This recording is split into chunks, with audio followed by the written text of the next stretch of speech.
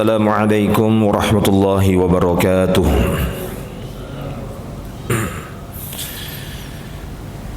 Innal hamdalillah nahmaduhu wa nasta'inuhu wa nastaghfiruh wa natubu ilaihi wa na'udzu billahi min shururi anfusina wa sayyiati a'malina.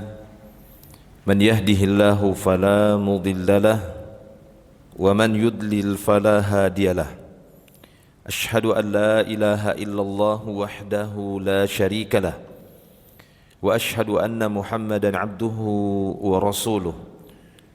Allahumma salli wa sallim ala Rasulillah Muhammadin sallallahu alaihi wasallam wa ala alihi wa ashabihi wa man tabi'ahum bi ihsanin ila yaumiddin.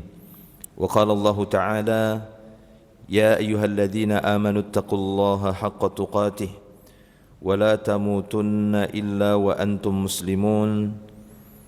Amma ba'd.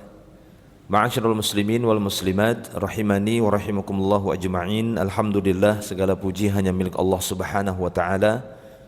Kita bersyukur kepadanya atas seluruh nikmat.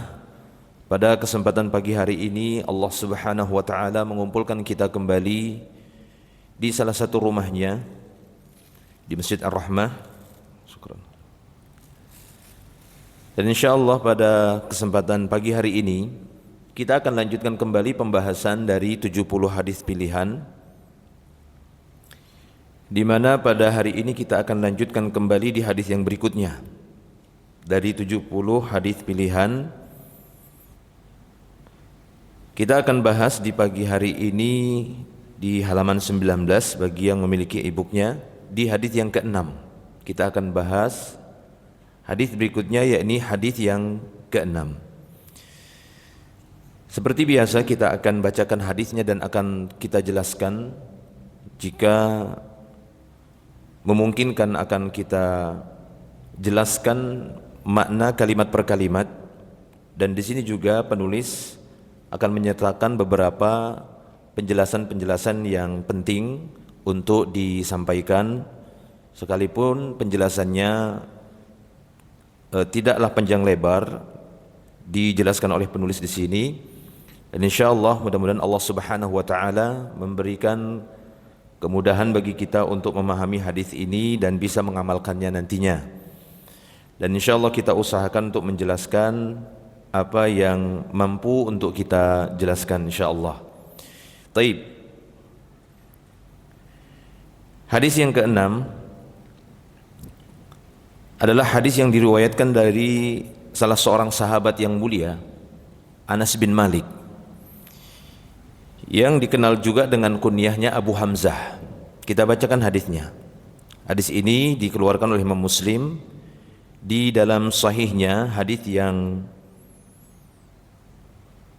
bernomor 2734. Ya, bisa dilihat di bagian terjemahannya ya, di bawahnya itu Sahih Muslim hadis nomor 89 strip atau di nomor 2734.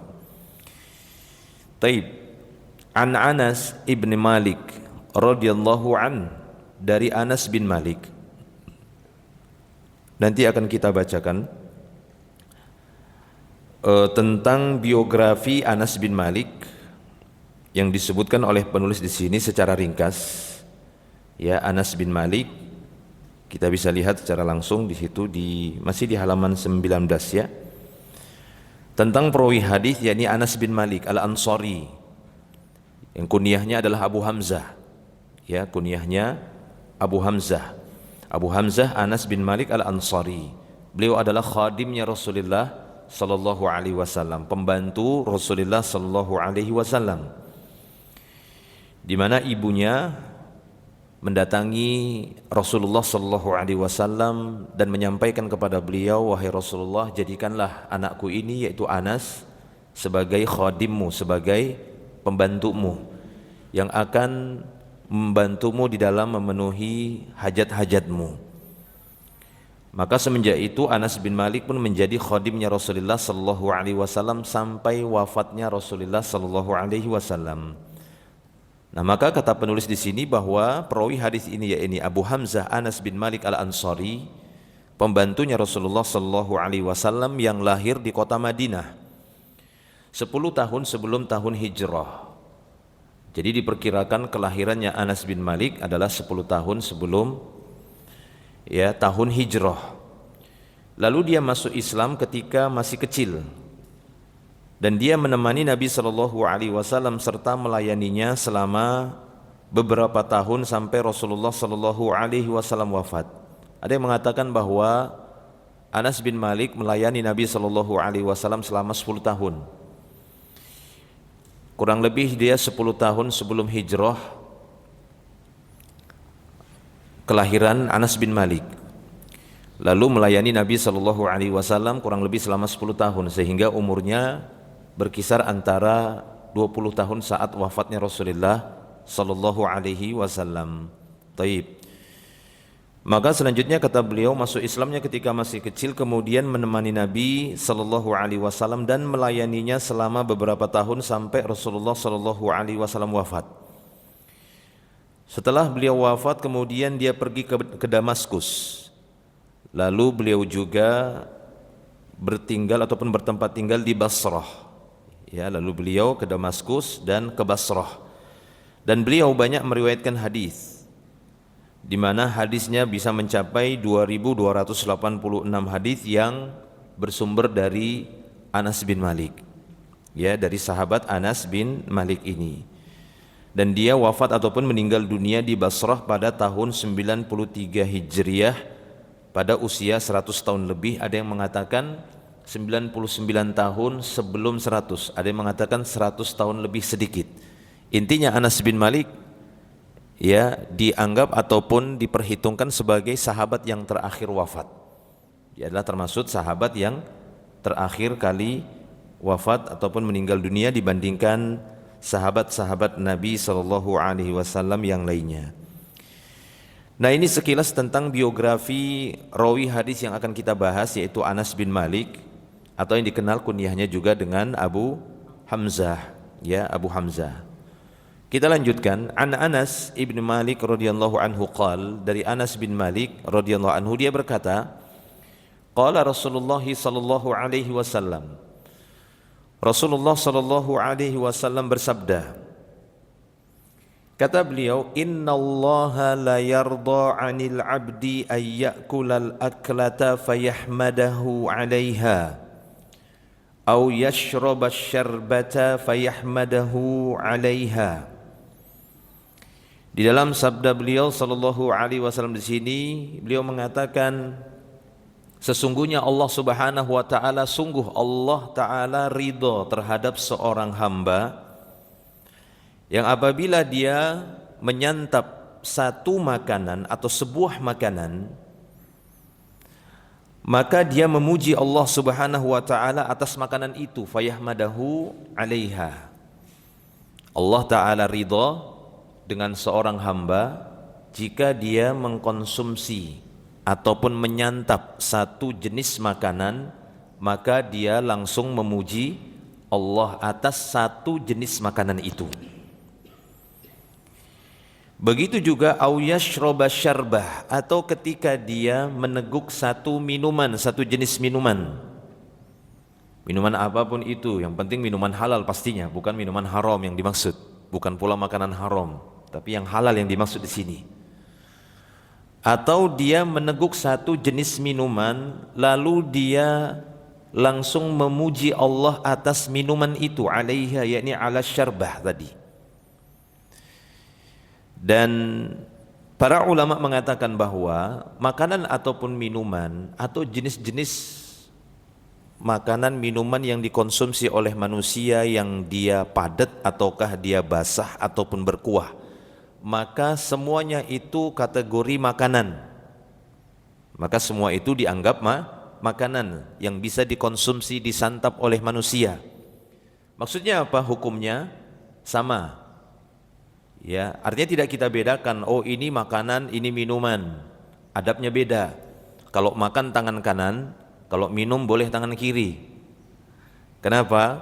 Karena adab-adab itu hanya berkaitan dengan makanan saja, bukan berkaitan dengan minuman misalnya. Tidak. Apa yang berlaku pada adab-adab makan, itu juga berlaku pada adab-adab minum. Syekh Muhammad Ibn Utsaimin rahimahullahu taala ketika beliau menjelaskan tentang hal ini, dan beliau berdalil dengan salah satu firman Allah tabaraka wa taala di dalam surah Al-Baqarah ketika Allah taala menceritakan tentang Talut yang dia berkata kepada junudnya, kepada tentaranya, kepada kaumnya, dia mengatakan innallaha mubtalikum binahar, sungguh Allah taala akan menguji kalian dengan sungai, dengan air sungai. Faman syariba minhu falaysa minni, siapa yang minum dari air sungai tersebut maka bukan golonganku nanti. Allah akan menguji kalian, diingatkan oleh Talut, hati-hati, Allah akan memberikan ujian dengan sebuah sungai, siapa yang minum darinya maka bukan golonganku. Ya, wa man lam yat'amhu fa innahu minni, dan siapa yang makan darinya, lihat Allah menggunakan kata makan setelahnya, padahal sebelumnya menggunakan kata minum, syaribah. Siapa yang minum darinya bukan golonganku, hati-hati kalian wahai tentaraku, Allah akan uji kalian nanti. Begitu, kita akan lewati atau akan dapati sebuah sungai, siapa nanti yang tetap minum dari sungai tadi, airnya maksudnya, maka itu tanda dia bukan golonganku. Tapi siapa yang tidak minum, wa man lam yat'amhu fa innahu minni, siapa yang tidak makan darinya maka dialah sebenarnya kelompokku atau golonganku. Nah, lihat bagaimana Allah Subhanahu wa taala ketika yang diceritakan adalah air, Allah tetap menggunakan kata to'am. Nah, itu menunjukkan bahwasanya antara makan dan minum itu hukumnya sama. Sesuatu yang dikonsumsi oleh manusia dari rezeki Allah Subhanahu wa taala yang Allah taala halalkan, yang menjadi sebagian nikmat Allah Subhanahu wa taala, maka baik dia jenis makanan yang padat ataukah dia yang cair yang bisa dikonsumsi manusia, yang halal dikonsumsi manusia, maka padanya ada hukum yang sama, kecuali adanya dalil yang membedakan antara makanan dan minuman. Ya, antara makanan dan minuman. Selama tidak ada yang membedakan, maka adab-adabnya atau hukum yang berkaitan dengannya sama. Baik, jelas ya? Nah, jadi ini hadis yang disampaikan oleh Anas bin Malik dari sabda Nabi sallallahu alaihi wasallam tentang keridhaan Allah Subhanahu wa taala.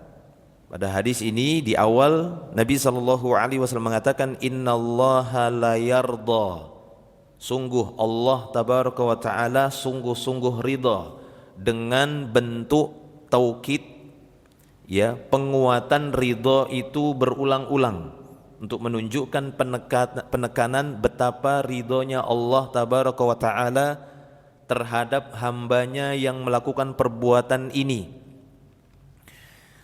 Karena inna di situ berfungsi untuk menunjukkan kesungguh-sungguhan, penekanan, sungguh-sungguh Allah Ta'ala ridho. Lalu disambut lagi dengan lam yang didahului pada fi'il mudhari' yarda. Nah, ini menunjukkan penekanan, innallaha la yarda. Ya, huruf lam la di situ sebagai qarinah penekanan betapa Allah Subhanahu wa taala benar-benar akan memberikan keridhaan dari sisinya terhadap hambanya. Hambanya yang bagaimana? Hambanya yang melakukan perbuatan ini. Apa intisari dari perbuatan si hamba ini? Ridho juga maksudnya. Si hamba itu ridho. Sampai di sini Allah Ta'ala ridho karena perbuatan hambanya juga ridho terhadap Allah. Radhiyallahu anhum wa radu'an. Ya, Allah Ta'ala ridho kepada hambanya karena si hamba juga ridho kepada Allah. Maka al-jaza' min jinsil amal, balasan itu sesuai dengan jenis perbuatannya.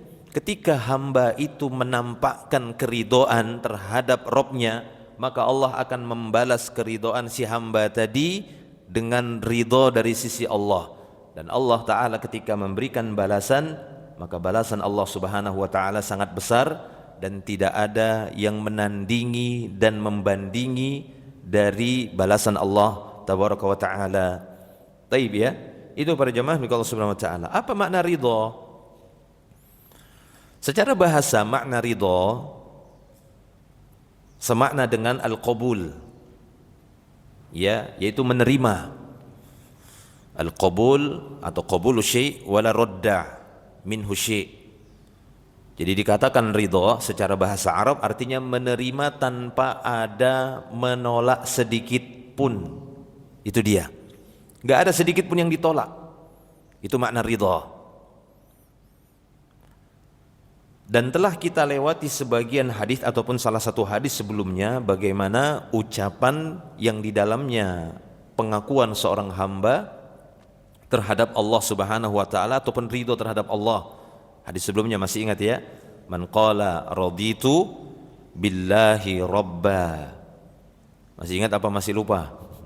Wa bil islami dinan wa bi Muhammadin rasulan wajabat lahul jannah. Itu hadis yang lalu, mungkin yang kelima atau yang keempat ya, pokoknya atau yang sebelumnya yang kelima ya mungkin ya. Bisa dicek lagi nanti. Ya. Ikrar seorang hamba yang mengatakan aku ridho kepada Allah, itu ikrar. Dan ikrar seseorang dari lisannya, ya, karena lisan ini merupakan turjumanul qalb. Lidah ini merupakan penerjemah dari hati. Kita tidak bisa membaca hati seseorang.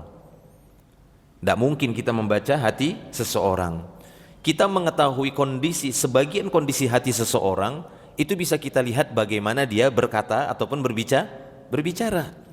Gaya bicaranya seseorang, kalimat-kalimat yang keluar dari lisannya itu menunjukkan gambaran sebagian hatinya yang rahasia tadi.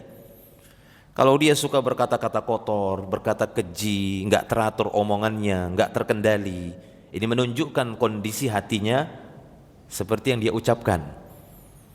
Walaupun ya lisannya tadi mengatakan oh hati saya bersih sebersih-bersihnya, kinclong sekinclong-kinclongnya, tapi ketika lidahnya, lisannya tidak terkendali, ya, mengucapkan kata-kata yang tidak terpuji, yang tercela di dalam Islam, maka ini menunjukkan pada hatinya ada kerusakan. Itu dia.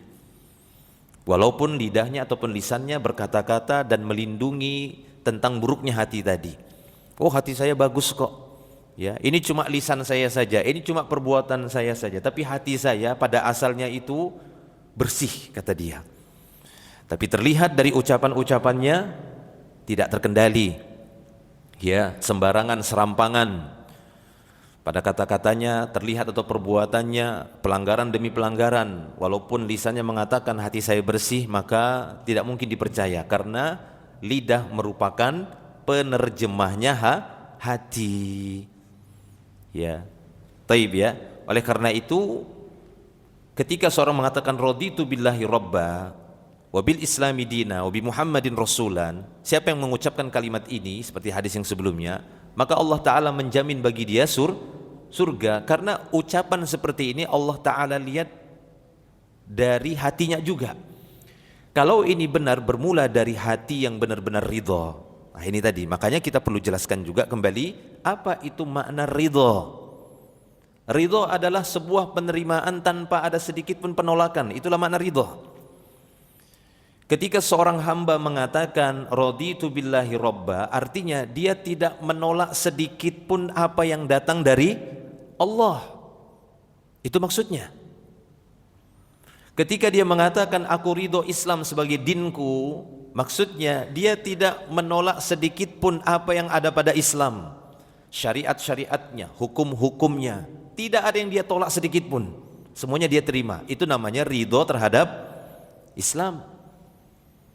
Ya, ridho terhadap Allah Tabaraka wa Ta'ala itu lebih terlihat pembahasannya ridho terhadap takdir, ridho terhadap qada dan qadar.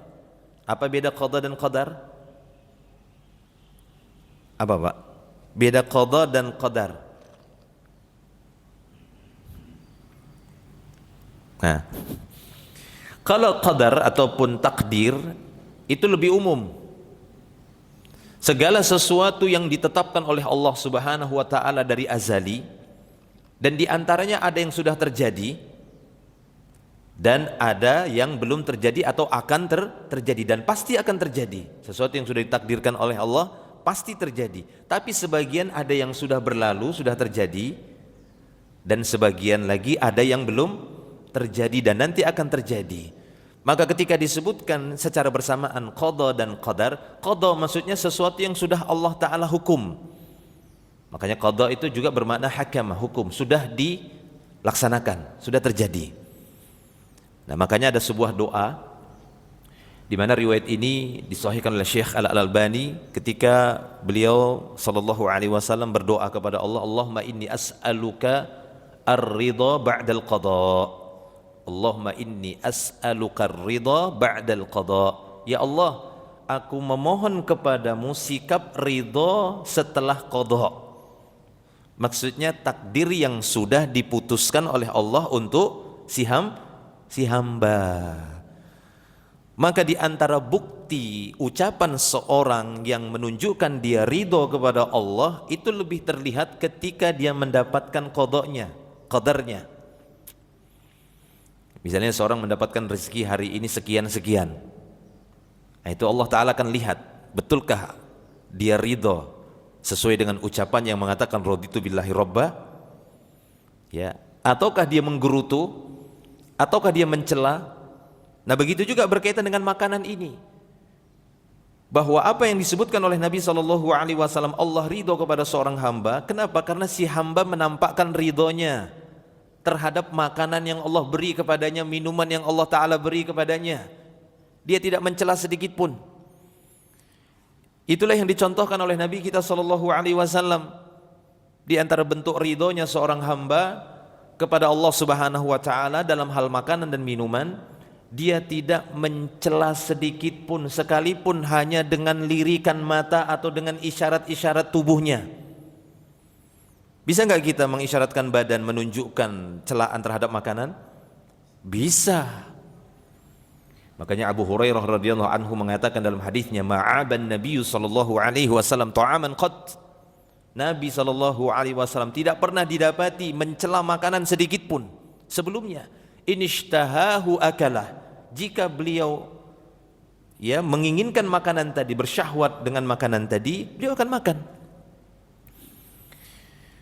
Wa illam yashtah sakat. Wa fi riwayatin wa in karihahu tarokah. Tapi apabila beliau tidak berkeinginan, tidak bersyahwat dengan makanan tadi, maka sakata, beliau diam aja. Dia tidak pernah mencela makanan, baik itu dengan ucapan, dengan lirikan mata, dengan isyarat jari jemari, dengan tangan, ataupun dengan isyarat badan. Enggak pernah. Ya, beliau ingin menunjukkan dan menampakkan ridhonya beliau terhadap Allah dalam hal makanan ataupun minuman. Sekalipun pada makanan yang beliau itu tidak terbiasa atau beliau tidak suka. Contoh seperti peristiwa yang sangat masyhur ketika Khalid Ibn Walid menyodorkan makanan yang enggak terbiasa beliau mengkonsumsinya. Ya, disodorkan kepada beliau, dihidangkan kepada beliau lahmud dob, biawaknya gurun. Dob itu bukan biawaknya sini. Kalau biawaknya sini makan bangkai. Ayam saya sering dimakan sama biawak. Buas biawak sini itu buas. Kalau biawak yang dimaksud di sana dob, di sana yang ada di Sahra, di gurun, dobnya tersebut makan serangga, bukan buas dia, tapi bentuknya memang mirip seperti biawak. Nah, seperti itu. Ini pernah disuguhkan kepada Nabi SAW, dihidangkan kepada Nabi SAW. Beliau tidak tahu awalnya kalau ini dob tadi, biawak gurun tadi. Tangan beliau sudah dijulurkan, sudah mau pegang-pegang, sudah mau disuap. Baru orang-orang pun berkata, para ibu-ibu waktu itu yang masak itu, sudah mulai ini, beritahu, akhbirna kata mereka. Kabarkan tuh nanti, biar beliau tahu dulu apa itu. Ya Rasulullah, tahukah kamu itu dob? Beliau tiba-tiba narik tangannya, dob? Dob. Maka Khalid Ibn Walid pada waktu itu langsung berkata, aharamun dob ya Rasulullah? Apakah haram daging dob wahai Rasulullah? Lah, kata Nabi, enggak. Enggak, kata walakin lam yakun bi ardi qaumi, kata beliau, akan tapi ini enggak terbiasa di kampungku. Enggak terbiasa mengkonsumsi atau makan daging biawak seperti ini, dob seperti ini, ya, biawak gurun seperti ini. Itu saja kata Nabi SAW. Beliau tidak mencelaknya, ih, cis, atau apa, tidak. Karena itu termasuk, ya, sikap-sikap yang enggak menunjukkan ridho kepada Allah. Makanan dan minuman yang sudah dihalalkan oleh Allah Subhanahu wa taala, seperti itu adabnya. Ya, walaupun para ulama mengatakan bahwa bentuk-bentuk, ya, celaan terhadap makanan itu tidak haram, sebagian mereka mengatakan itu makruh, tapi setidaknya ini kurang adab, tidak menunjukkan ridho kepada Allah Subhanahu wa taala. Lihat di sini sikap si hamba yang diceritakan oleh Nabi, dia menunjukkan keridhaan dengan cara apa? Memuji Allah. Nabi SAW tidak mengatakan makanannya itu enak, makanannya itu tidak enak, tidak. Ya, seorang hamba yang mengonsumsi makanan, meneguk sebuah minuman, dia puji Allah, Allah ridha. Ya, Allah Subhanahu wa taala ridha kepadanya. Maka makna ridha tadi adalah al-qabul. Di sisi Allah Subhanahu wa taala, jika Allah ridho kepada hambanya, itu disebutkan dalam banyak ayat. Dalam beberapa ayat juga disebutkan, seperti tadi di akhir-akhir surat Al-Bayyinah, radhiyallahu anhum, Allah ridho kepada mereka. Kenapa? Waradu'an, karena mereka juga ridho kepada Allah Subhanahu wa taala. Ketika hamba-hamba tadi membuktikan ridhonya kepada Allah tabaraka wa taala, maka Allah pun ridho kepada mereka. Oleh karena itu, lawan dari ridho ini adalah murka. Apabila Allah Ta'ala tidak ridho, maksudnya apa? Allah murka, itu maksudnya. Allah murka, as-sakhat. Ridho lawannya as-sakhat. Seperti sabda Nabi SAW ketika beliau menceritakan tentang ujian yang menimpa orang-orang beriman. Inna 'idhamal jaza' ma'a 'idhamil bala'. Sesungguhnya besarnya balasan di sisi Allah itu bersamaan dengan besarnya ujian. Jadi semakin besarnya ujian, maka semakin besar juga balasan di sisi Allah Subhanahu wa taala. Lalu lanjutan hadis tadi, Allah Subhanahu wa taala, Nabi sallallahu alaihi wasallam mengatakan, "Wa innallaha idza ahabba qauman ibtalahum faman radiya falahu ridha wa man sakhita walahu sukhat." Nah, itu dia, ya. Sesungguhnya Allah Subhanahu wa taala apabila mencintai satu kaum, dia akan memberikan ujian kepada mereka. Apabila mereka ridha dengan ujian yang Allah berikan, maka bagi dia keridhaan Allah. Lihat, Allah memberikan ridhonya kepada si hamba ketika si hamba menampakkan keridhoannya kepada Allah. Di antaranya ketika Allah memberikan ujian, dan di antaranya lagi apa yang kita bahas ini, ketika Allah memberikan makan dan minum kepadanya. Allah mengujinya dengan cara diberikan dia nikmat, dan di antara nikmat Allah Subhanahu wa taala adalah diberikannya kita makanan dan minuman. Ya. Wa ma khalaqtul jinna wal insa illa liya'buduni ma uridu minhum mir rizqin wa ma uridu ayyut'imuni. Tidaklah aku menciptakan jin dan manusia melainkan agar mereka beribadah kepadaku, kata Allah dalam surah Az-Zariyat. Ya, ma uridu minhum rizqin. Aku tidak menginginkan dari manusia ataupun jin agar mereka memberikan aku rizki. Kenapa? Karena akulah yang memberikan kepada mereka rizki, kata Allah. Wa ma uridu ayyut'imuni, kata Allah. Dan aku tidak menginginkan agar jin dan manusia memberi aku makan, karena yang memberi makan jin dan manusia adalah Allah. Jadi memberi makan kita, memberi minum kita itu Allah Subhanahu wa taala. Memberikan rizki kepada kita berupa makanan dan minum dan selainnya itu Allah Subhanahu wa taala. Ya, jadi ketika Allah Subhanahu wa taala memerintahkan kita untuk beribadah, lalu ada sebagian orang, emang kita hidupnya ibadah terus gimana kita makan dan minumnya? Maka kita katakan, jangan khawatir teman, jangan khawatir saudaraku. Allah yang mengatakan tidaklah aku ciptakan jin dan manusia melainkan untuk beribadah kepadaku. Lalu lanjutannya, sambungannya Allah mengatakan, aku tidak menginginkan agar mereka memberi aku rizki atau memberi aku makan, karena akulah yang akan menyediakan rizki kepada mereka ataupun makanan kepada mereka. Beribadahlah. Ya, beribadahlah karena akan aku jamin rizki kalian, makan kalian, minum. Karena Allah akan menghentikan rizkinya, makan dan minumnya ketika si hamba telah mencapai ajalnya.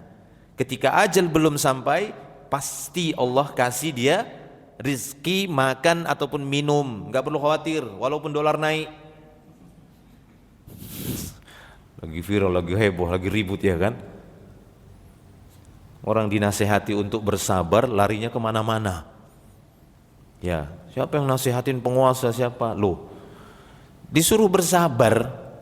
Nah, ini ciri-ciri orang yang tidak ridho namanya. Ketika kita mendapatkan nasihat, terima, kan begitu. Nggak perlu lari ke sana, lari ke sini, lari ke sana, lari ke sini. Kita terima. Ketika itu nasihat, kita terima. Ya, kalau ada yang menasihatin kita di kondisi-kondisi seperti ini, harga pada naik, lalu dia mengatakan sabar, terus kita marah-marah, sabar, sabar. Itu mirip seperti wanita yang dinasehati oleh Nabi, ittaqillah wasbiri. Dia nggak tahu itu Nabi, dia kira orang lain. Nah, begitulah tipikalnya manusia.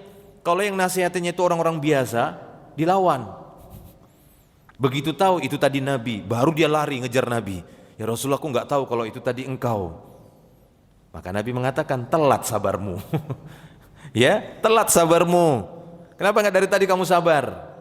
Nah, begitu para jamaah. Kalau dinasehati untuk bersabar terhadap ujian ataupun musibah, terima. Ya, langsung terima.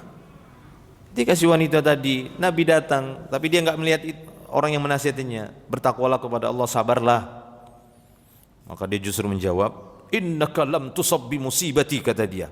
Ah, kamu ini, kau tidak tertimpa musibah seperti musibahku, kata dia. Ya, maka ya Nabi SAW pun ya udah, itu Nabi begitu ya. Ketika menasihati seseorang, apalagi perempuan kan begitu ya. Nah begitulah, Nabi aja dilawan begitu ya. Nabi aja tuh dilawan. Ya. Ya, jadi ketika beliau mendapat dinasehati, kemudian dia nggak terima, udah ditinggalkan sama Nabi. Padahal Nabi bisa saja langsung mukulin dia, kan bisa saja, langsung ditempeleng. Kau nggak tahu aku Nabi, kan begitu. Nggak takut kau turun azab, ya? Aku ini kekasih Allah, enggak. Nabi nggak begitu. Tinggalkan aja sama Nabi. Dinasehati nggak mau, ya udah tinggalkan aja. Ya. Maka dia pun diberitahu itu tadi Nabi Muhammad, baru dia terkejut. Ya, lari dia langsung. Sampai ke depan rumah Nabi SAW, tidak dia dapati ada penjaga pintu Nabi. Dia langsung mengatakan, ya Rasulullah, lam a'rifkah, tadi aku nggak tahu itu kamu. Gitu ya. Maka Nabi menjawab dengan tenang, innamas sabru indas sadamatil ula. Sabar itu harus dari awal, kata Nabi. Sabar itu dari awal. Nah, ketika kita tahu dari awal informasinya dolar naik 18.000, nah sabar kita, tahan. Ya, dan benar apa yang dinasihati oleh ahlul ilmi. Mau dolarnya turun 1.000 satu misalnya begitu ya, ya 1.000 rupiah, $1 1.000 rupiah, mau 18.000, mau nanti berapa puluh ribu, selama ajal kita belum sampai, maka Allah berikan kepada kita rezeki, bukan kepada kita saja, kepada semua manusia. Ya, selama ajalnya belum sampai, pasti Allah kasih rezeki, nggak perlu khawatir, nggak perlu ketakutan dia. Bahkan di masa Nabi SAW, pernah nggak di masa Nabi barang-barang itu tiba-tiba naik, melonjak? Pernah itu, sampai sahabat datang, ya Rasulullah, harga pasar ini nggak terkendali, naik. Lalu orang-orang mengatakan, ya Rasulullah, aturlah harga pasar. Kata Nabi, tidak, biarkan seperti itu. Ya, Allah Subhanahu wa Ta'ala yang mengatur itu semuanya.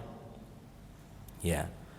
Ini satu sisi, artinya Nabi SAW ingin ya mengembalikan kepada hukum asal, biarkan masing-masing punya hak. Ya, masalah ini masalah yang diatur oleh Allah Subhanahu wa Ta'ala. Walaupun dari sisi pembahasan yang lain boleh saja penguasa ataupun pemerintah mengatur harga jika memang di sana terlihat ada gejala-gejala tipu daya untuk menghancurkan banyak orang, menelantarkan, memelaratkan banyak orang, itu bisa saja. Taib ya. Tapi yang ingin kita ambil di sini bagaimana keridhaan kita dengan apa yang diputuskan oleh Allah tabaraka wa taala, itu maksudnya. Kenapa? Karena itu tadi Nabi SAW mengatakan, apabila dia menguji satu kaum, apabila Allah Ta'ala mencintai satu kaum, maka dia akan mengujinya. Wa man radiya falahur ridha, siapa yang ridha ketika Allah Ta'ala berikan bala, ujian, maka Allah akan membalas keridhaan si hamba tadi dengan ridha dari sisinya. Lalu selanjutnya kata Nabi SAW, wa man sakhita falahu sakht. Ya, wa man sakhita falahu sakht. Namun siapa saja yang murka dengan apa yang Allah putuskan, maka kemurkaan Allah untuknya. Nah, ini lawan ridha. Maka kembali tadi makna ridha harus kita fahami adalah menerima tanpa ada sedikit pun penolakan, tanpa ada sedikit pun kebencian, tanpa ada sedikit pun kedongkolan ataupun kemarahan. Karena kalau marah dengan keputusan Allah Subhanahu wa taala itu menunjukkan dia tidak ridha. Maka ridhalah. Nah, itu maksudnya. Nah, begitu juga berkaitan dengan makanan, minuman. Bukti seorang ridha kepada Allah ketika Allah memberikan makanan dan minuman kepadanya, dia terima, dia konsumsi, dia puji Allah, tetap dia memuji Allah Subhanahu wa taala. Sekalipun makanan yang dia konsumsi itu tidak sesuai dengan seleranya, tidak sesuai dengan yang ia inginkan. Karena setiap orang punya keinginan, punya selera makan masing-masing, ya atau tidak? Iya. Seorang ada yang seleranya pedas-pedas, lalu dia dapat manis yang manis. Seorang yang seleranya manis-manis, lalu dia dapat yang pedas-pedas atau sebaliknya. Ya, dan seterusnya dan seterusnya. Tapi di antara adab tadi, bagaimana telah dicontohkan oleh Nabi SAW ketika dia tidak berkeinginan atau bukan kebiasaannya mengkonsumsi satu jenis makanan, maka sakat, beliau akan diam saja atau memberikan jawaban yang menunjukkan bahwa dirinya tetap ridha terhadap rezeki Allah Subhanahu wa taala. Ya, lihat bagaimana bahasa Nabi. Ya, Nabi mengatakan lam yakun bi ardi qaumi. Ini enggak ada, bukan kebiasaan di kampungku. Dan memang di Mekah ya, itu jarang sekali ada dhab. Begitu ya, jarang ada dhab. Ya kan, kalau kota Mekahnya gitu ya, karena kota Mekahnya itu. Tapi kalau sudah ke pinggiran itu banyak. Ya, tapi kalau kota Mekahnya sendiri, Masjidil Haram dan sekitarnya itu memang jarang ditemukan dhab. Jadi itu enggak terbiasa oleh Nabi SAW. Memang enggak terbiasa beliau dari kecil untuk mengkonsumsi dhab tadi. Tapi ya, pada jemaah milik Allah Subhanahu wa taala, itu makna ridha. Makna ridha adalah menerima. Ya. Demikian juga ketika Allah membalas ridhonya hamba dengan ridha dari sisinya, artinya apa? Allah menerima dari si hamba tanpa Allah menolak sedikit pun. Seluruh kebaikan yang dilakukan si hamba diterima sama Allah dan dibalas dengan balasan yang berlipat-lipat ganda. Itulah ridha Allah kepada hamba maksudnya. Jadi ini dia, innallaha la yarda 'alal 'abdi. Sesungguhnya Allah sungguh dia ridha kepada seorang hamba. Maksudnya Allah benar-benar menerima semua kebaikan yang dilakukan si hamba tadi. Gara-gara apa? Gara-gara adab makannya. Ya, sebab adab makannya yang menunjukkan dia juga ridho kepada Allah Subhanahu wa taala. Dia mengkonsumsi makanan, satu jenis makanan, ya, meneguk satu jenis minuman, dia puji Allah. Tanpa harus Nabi menjelaskan di sini makanan yang itu dia suka sesuai selera atau tidak. Dia puji Allah, tetap dia puji Allah. Alhamdulillah. Walaupun pada asalnya makanan ini tidak terbiasa mungkin dia konsumsi, walaupun bukan itu yang dia inginkan. Ya, kan bisa saja satu saat ketika ya mungkin dalam rumah tangga lah, contoh kecil dan banyak contoh ya. Dalam rumah tangga misalnya seorang suami minta dibuatkan kopi, kan begitu, yang dibuatkan teh misalnya, ya kan begitu. Ya kesel sih kesel kan begitu. Tapi karena ini adalah rezeki dari Allah Subhanahu wa taala, dia pun minum selama itu tidak memudaratkan baginya, dia minum saja. Lalu dia memuji Allah, alhamdulillah kata dia. Nah, ini dia ridha dia terhadap Allah Subhanahu wa taala, walaupun di situ ada kesalahan pada orang lain, begitu ya, salah buat begitu ya. Ya, ataupun tidak sesuai yang dengan dia inginkan. Ya. Tapi kalaupun dia tidak ingin mengkonsumsinya karena yang dia inginkan kopi, ini contoh saja kan begitu. Tapi yang dihidangkan justru teh, dia tetap tidak menginginkannya, tanpa harus marah, tanpa harus mencela ya makanan atau minuman tadi. Ini juga dibolehkan sebagaimana Nabi sallallahu alaihi wasallam tadi sakat, kata Abu Hurairah. Wa illam yashtahi sakat. Jika beliau tidak berkeinginan dengan satu jenis makanan ataupun minuman, beliau diam saja. Ya, dihidangkan, silakan ya Rasulullah, maka beliau diam saja, enggak memberikan komentar. Ya, itu lebih menjaga ya dirinya daripada dia berkomentar ataupun ya membenci. Atau setidaknya dia tetap memuji Allah, segala puji bagi Allah atas seluruh nikmat. Karena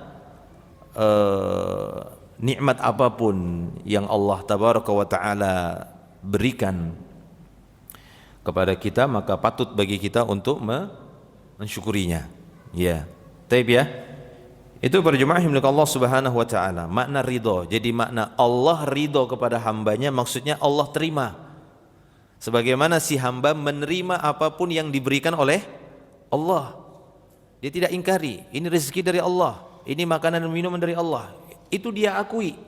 Nah, itu namanya ridho terhadap Allah Subhanahu wa taala, ridho terhadap pemberiannya, ridho terhadap makanan dan minuman atau rezeki yang Allah taala berikan kepadanya. Baik, jelas ya? Ya, jadi ridho, kemudian lawannya apa? Sukht tadi, murka. Allah Subhanahu wa taala murka ketika si hambanya itu enggak ridho kepada Allah, maka Allah pun tidak ridho, dalam artian Allah marah, murka sama dia. Wa man sakhita walahu sukht. Siapa yang murka dengan ujian yang Allah beri, ya, siapa yang memperlihatkan benci dengan makanan dan minuman yang Allah beri, maka Allah pun benci. Kadang-kadang kita dapati ada saja sebagian orang tatkala disuguhkan makanan kepadanya, dihidangkan, ya, kemudian dia menampakkan kebenciannya dengan meludah, na'udzubillah, ya, dengan meludahnya. Nah, ini kan isyarat-isyarat perbuatan, isyarat mata, isyarat tangan yang menunjukkan kebencian. Ini bahaya. Allah Ta'ala bisa murka karena lawan dari ridho. Berkaitan dengan makanan di sini pembahasannya antara ridho dan murkanya Allah Subhanahu Wa Ta'ala. Ya, sebagaimana keridhaan Allah Subhanahu Wa Ta'ala kepada ahlul jannah ketika penduduk surga dipanggil oleh Allah, ya ahlul jannah, ya hal raditum, wahai penduduk surga, apakah kalian ridho?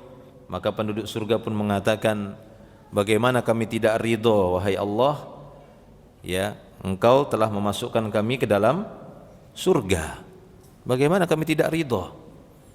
Artinya kami terima, sudah terima tanpa ada penolakan sedikit pun, karena engkau telah masukkan kami ke surga. Ya, artinya apa?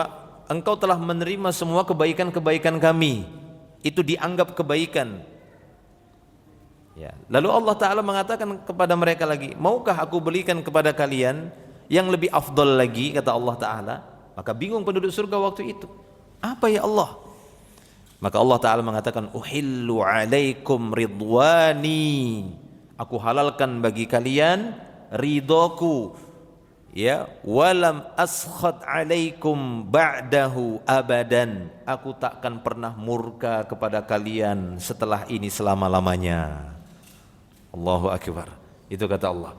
Jadi makna ridho artinya Allah Ta'ala tidak marah, enggak murka sama si hamba. Allah terima semua kebaikannya, Allah terima maafnya, dia minta maaf, Allah maafkan, dia minta ampun, Allah ampuni. Itu makna Allah ridho kepada hamba. Ya, apapun amalnya, sekecil apapun yang dia kerjakan, Allah terima, enggak apa-apa, walaupun kecil-kecilan saja amalmu. Tapi ketika Allah ridho kepada si hamba, Allah terima itu, dan Allah Ta'ala lipat gandakan, Allah balas dengan yang lebih baik, dan Allah enggak marah sama dia. Ya, Allah tidak murka lagi kepadanya, marah saja tidak. Lalu bagaimana mau disiksa, kan begitu? Bagaimana akan ditimpakan siksa? Karena siksaan uqubah yang Allah berikan, azab yang Allah berikan itu kepada hamba yang Allah murka. Tapi ketika Allah enggak murka lagi, Aku tidak akan murka kepada kalian setelah ini selamanya. Maksudnya kalian tak akan mungkin lagi mendapatkan siksa, karena murka pun aku tidak, aku ridho kepada kalian. Itu para jemaah, bayangkan dengan sebab makanan bisa mendapatkan ridho. Caranya bagaimana? Kita menampakkan ridho kepada Allah terhadap apa yang Dia berikan melalui makanan dan minuman para jemaah. Terkadang kita dapati umat Islam itu sangat menyepelekan makanan. Padahal harta kita yang paling afdol, kita kan banyak mengumpulkan harta. Banyak gak kita mengumpulkan harta? Banyak, berjenis-jenis harta kita. Mal, amwal kita itu berjenis-jenis. Ya, ada emas, berbagai macam bentuk emas, ada yang batangan, ada yang bulat, ada yang rantai, ada yang cincin, semua kita kumpulkan. Ada barang-barang berharga, rumah, tanah, dalam rumah saja berbagai macam barang-barang elektronik yang harganya seharga emas. Banyak gak harta kita? Banyak harta kita, belum lagi pakaian, jenis pakaian. Itu harta semuanya. Ya, jenis sepatu, ya, celana, kemudian hiasan-hiasan barang yang menempel di badan. Ya, dari berbagai macam keperluan-keperluan yang itu ya harganya ya bermacam-macam. Artinya kita kumpulkan dalam rumah kita itu, kalau kita hitung-hitung lalu dinominalkan dengan rupiah, nah itu lumayan besar itu, selain dari harga rumah misalnya. Banyak harta kita para jemaah. Tapi yang paling afdol adalah makanan para jemaah. Ya, ketika Nabi SAW mengatakan di hadapan orang-orang, la tunfiqu imra'atun, ya, la tunfiqu imra'atun min baiti zawjiha illa bi izni zawjiha. Janganlah seorang istri menginfakkan apa yang ada di dalam rumahnya, di rumah suaminya, kecuali dengan izin suaminya. Ya, jadi harta apapun yang ingin diinfakkan oleh si istri, infak ini bukan untuk dibelanjakan kepada perkara haram, ya, bukan dibelanjakan kepada perkara-perkara yang sia-sia, bukan, untuk infak, untuk dapat pahala, harus izin suaminya. Ya, kalaulah untuk mendapatkan pahala saja harus dengan izin suami. Lalu bagaimana para wanita atau para istri yang membelanjakan harta dari suaminya kemudian dibelanjakan dalam perkara sia-sia? Nah, itu apalagi dalam perkara yang haram. Ya. Untuk perkara yang baik saja dia harus izin suaminya, kata Nabi. La tunfiqu imra'atin min baiti zawjiha illa bi izni zawjiha. Ya. Tidak boleh seorang istri menginfakkan harta apapun itu dari rumah suaminya kecuali dengan izin suaminya. Sehingga ada seorang berkata, ya Rasulullah, wala ta'am. Begitu juga kalau istri misalnya ingin nyumbang makanan, ingin infak makanan, harus izin-izin juga. Lalu apa jawaban Nabi? Dzalika afdalu amwalina. Justru makanan adalah harta kita paling afdal. Karena pada makanan itu segudang adab. Ya atau tidak? Segudang adab berkaitan dengan makan minum para jemaah. Sampai caranya, sampai di dalam piring nampan itu kata Nabi, jangan langsung ambil bagian tengahnya, karena barokah turun di bagian tengah dan dia akan bergulir ke pinggir. Kalau diambil dari tengahnya langsung habis barokahnya. Sampai serinci itu Nabi ya menjelaskan adab-adab makan. Kalau kita kan makan langsung bebas aja kan begitu, saking bernafsunya gitu ya, sudah laparnya itu maaf. Padahal kata Nabi dari pinggir diambil, jangan dari tengah, karena barokah pada makanan itu turunnya di tengah, lalu dia bergulir ke pinggir. Jadi ambil dari pinggirnya supaya tidak langsung habis. Kan seakan-akan kita mengatakan turunnya barokah itu enggak putus, tapi ketika dia diambil dari tengah langsung putus. Tapi di pinggir biar dia ngalir terus sampai terakhirnya nanti di tengah. Bahkan berkaitan dengan sisa-sisa makanan, jangan dibuang kata Nabi. Bahkan sisa makanan yang ada di tangan dijilati. Kalau kalian enggan menjilatinya, minta temannya, saudaranya untuk menjilatinya, karena kalian tidak tahu di bagian mana barokahnya itu masih ada. Tapi kalau suruh jilatin tangannya itu paling bisa ya suami istri kan begitu. Kalau temannya nih jilatin kan begitu kan. Maksud saya itu bagaimana di dalam Islam adab-adab makan itu rincinya bukan main para jemaah. Makanya ketika Nabi SAW ditanya tentang hal makanan dianggap sulit. Begitu juga makanan ya Rasulullah. Loh, justru makanan itu afdalu amwalina, yang lebih utama dimintai izin. Ya, yang lebih utama dimintai izin. Harta kita paling afdal di dalam rumah kita ketika kita ingin bersedekah, berinfak, berbuat baik, itu bukan dengan emas, dengan perak, bukan dengan sepatu, dengan tas, infak dengan pakaian, bukan rupiah, dolar, tapi infak makanan.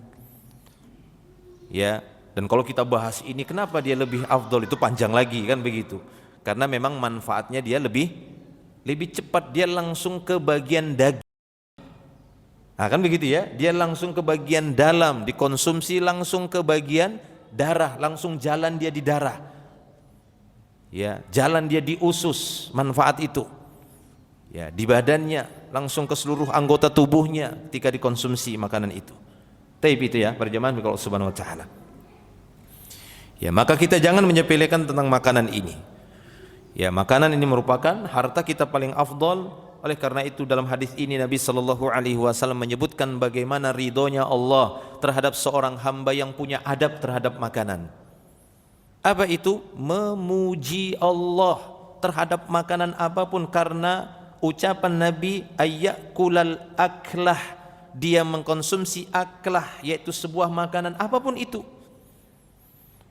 Baik itu mungkin makanan tersebut ya dia enggak suka, ya, tapi dia tetap memuji Allah Subhanahu wa taala atas nikmat Allah, atas rezeki dari Allah Subhanahu wa taala.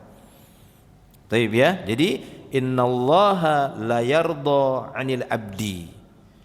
Sungguhnya Allah taala ridha, kita tadi sudah fahami makna ridha, 'anil abdi dari seorang hamba, ayyakulal aklatah, ketika dia mengkonsumsi, menyantap sebuah makanan, fayahmadahu.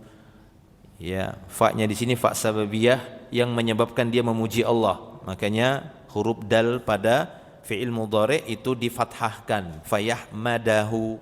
Aslinya yahmaduhu.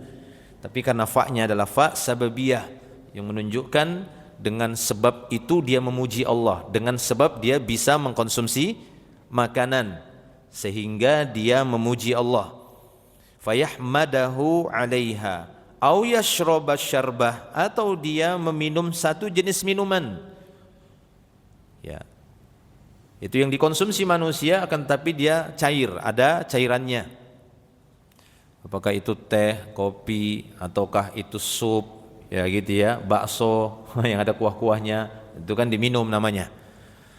Tapi tadi sudah kita sebutkan bahwasanya hukum makanan dan minuman itu dianggap semuanya jenis makanan. Karena perkataan Allah Ta'ala tadi ketika menjelaskan tentang perkataan Talut kepada kaumnya, kepada junudnya, kepada tentaranya, yang mengatakan faman syariba minhu falaysa minni wa man lam yat'amhu fa innahu minni. Untuk menunjukkan makan dan minum itu sama, adab-adabnya sama, pahalanya juga sama. Ketika kita berinfak makanan bukan berarti berinfak minuman itu enggak ada pahala. Nah itu dia ya. Karena kita sering dapati sebagian kaum muslimin bersemangat ketika mereka berinfak makanan, apakah itu di masjid-masjid, di acara-acara keislaman tertentu, tapi minim di antara mereka infak minuman. Tapi alhamdulillah kadang-kadang ya ada gitu ya, secara khusus mereka berinfak minuman. Artinya kedua-duanya sama para jemaah. Makan dan minum itu sama-sama dikonsumsi oleh manusia. Bahkan dalam beberapa sisi minuman itu atau air, berinfak air ataupun minuman itu ada keutamaan dari sisi yang lainnya, ya, dari sisi yang lainnya. Taib. Intinya kedua-duanya sama. Fayahmadahu 'alaiha. Taib ya. Maka dia pun memuji Allah. Artinya ketika dia mengkonsumsi satu buah makanan, dia memuji Allah. Ketika dia meminum satu jenis minuman, dia juga memuji Allah atas makanan atau atas minuman itu. Lalu kita lanjut di sini beberapa faedah. Di halaman 20 beberapa faedah hadis ini kata beliau adalah wajib atas setiap muslim untuk mengakui nikmat makanan dan minuman. Nah, ini wajib para jemaah. Apa yang wajib di sini? Kata beliau, mengakui. Pengakuan itu diawali dari lisan ataukah batin? Batin. Jadi yang dimaksud di sini wajib itu dimulai dari hati. Jadi hati para hamba seperti yang disebutkan dalam hadis tadi, ya, bagaimana Allah ridho kepada seorang hamba karena dia mengakui makan minum itu di antara nikmat. Kita pernah sampaikan bagaimana urutan bersyukur itu dimulai dari hati.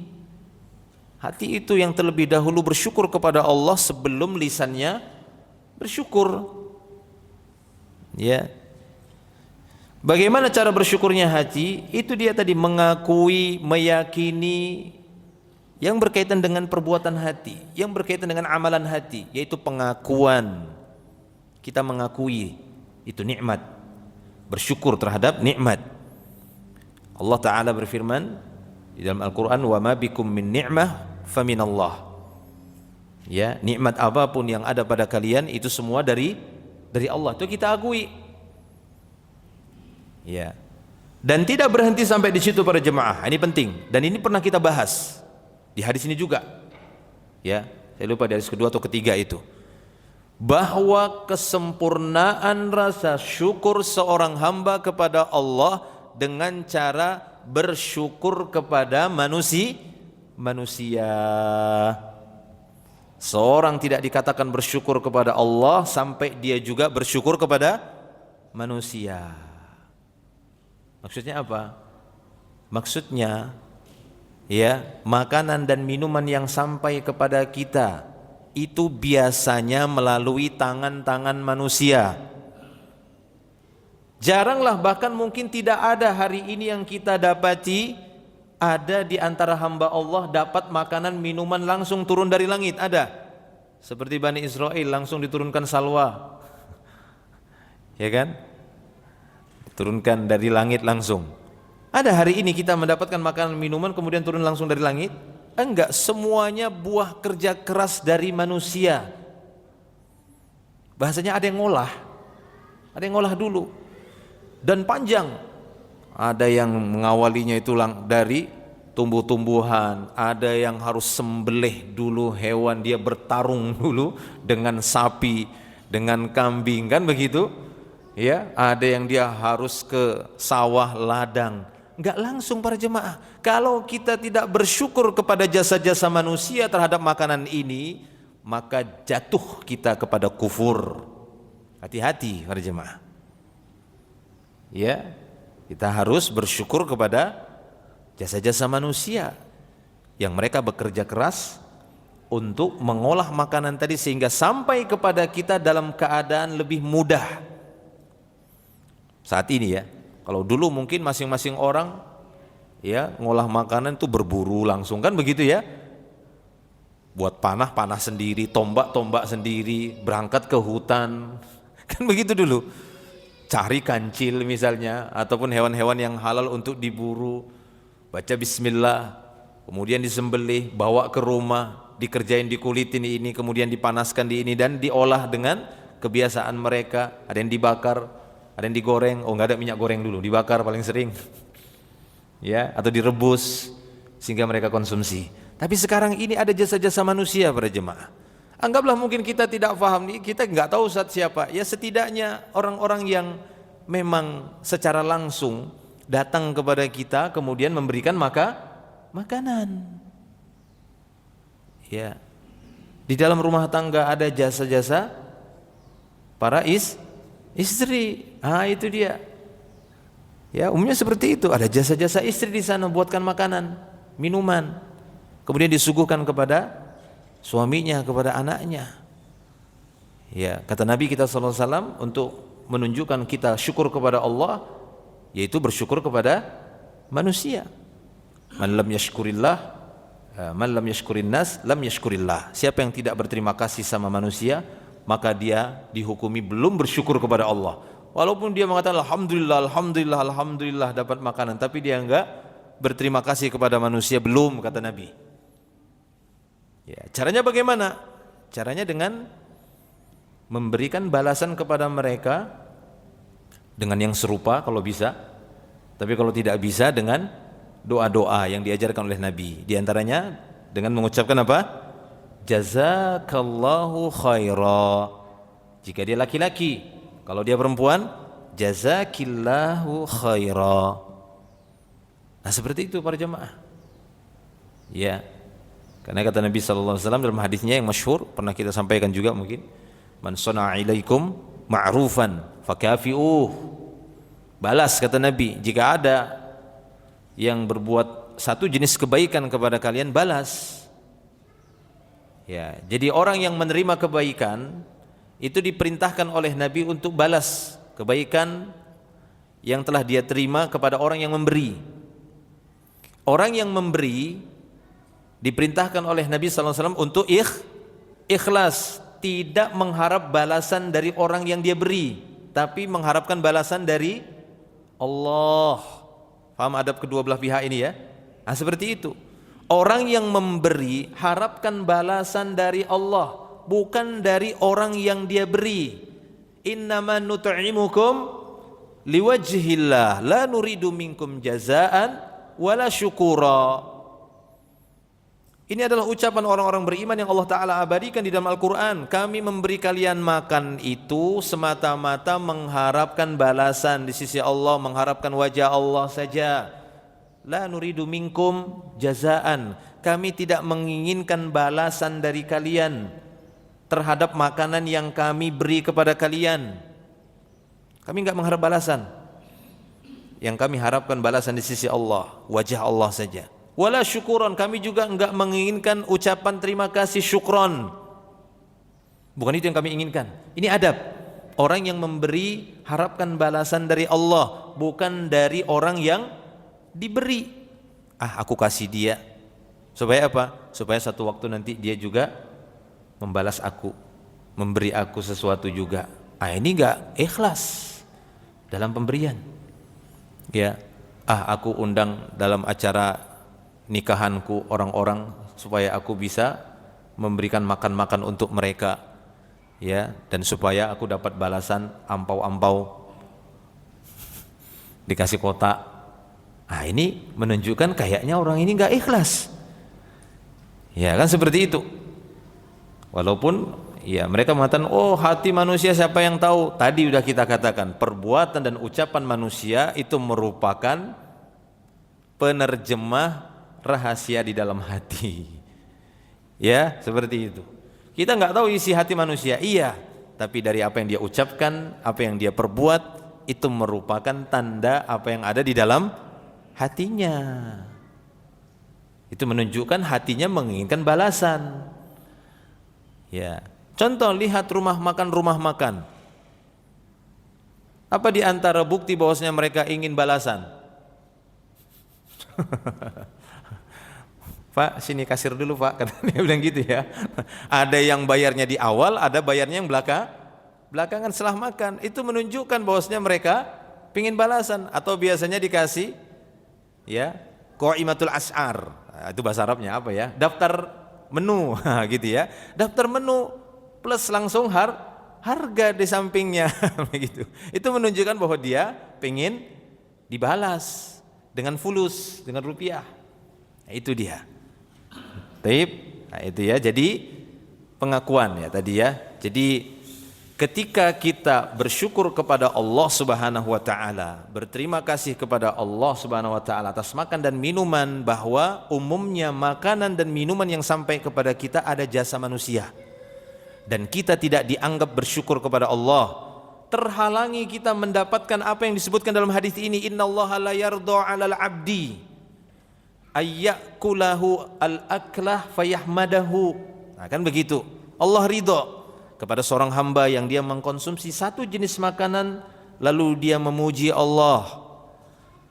Ya, yang dimaksud di sini dia memuji Allah dan juga memuji apa yang menjadi sebab-sebab makanan tadi sampai ke tangan dia. Karena dalam hadis yang pernah kita bahas bahwa rasa syukur kepada Allah itu tidak sempurna sampai si hamba tadi bersyukur juga kepada ya kepada manusia yang menjadi sebab nikmat itu sampai kepadanya. Nah, maka kita katakan tadi bahwa dalam hal adab makanan, adab memberi tadi, bagi orang yang memberi, yang dia harapkan adalah wajah Allah dan balasan di sisinya. Bagi orang yang diberi, dia diperintahkan untuk membalas. Nah, ini dia dua pihak tadi. Jadi masing-masing punya adab sendiri. Bagi orang yang diberi makanan, maka yang dia fikirkan bagaimana saya membalas. Bagi yang diberi, bagi yang menerima makanan dan minuman, dia berpikir bagaimana saya membalas. Kata Nabi, balas yang semisal. Kalau dia tidak bisa, maka balaslah dengan ucapan. Dan sebaik-baik ucapan untuk membalasnya adalah ucapan jazakallahu khaira atau jazakillahu khaira. Nah, seperti itu. Ya, seorang suami yang dihidangkan makan oleh istrinya, dibuatkan makanan, apalagi sudah ada adab-adab yang pernah kita bahas. Walaupun makanan itu mungkin secara kebiasaan itu enggak biasa dikonsumsi oleh suaminya, tapi ketika suaminya mengkonsumsinya, ditanya istrinya, gimana mas, enak? Wah, enak.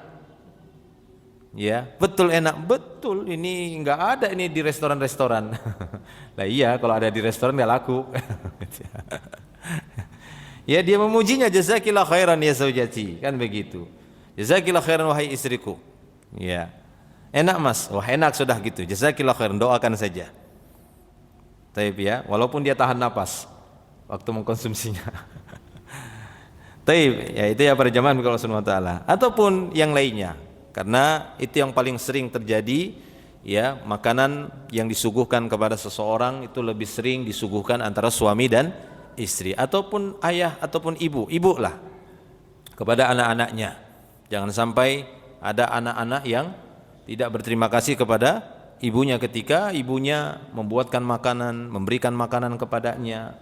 Ya, sangat kita sayangkan munculnya anak-anak yang ya kita katakan tidak berterima kasih ataupun ya menunjukkan kedurhakaan sampai marah ataupun sampai memukul karena si anak tidak mendapatkan makanan yang diinginkan dari ibunya. Nah, ini na'udzubillah ya, anak yang durhaka seperti itu.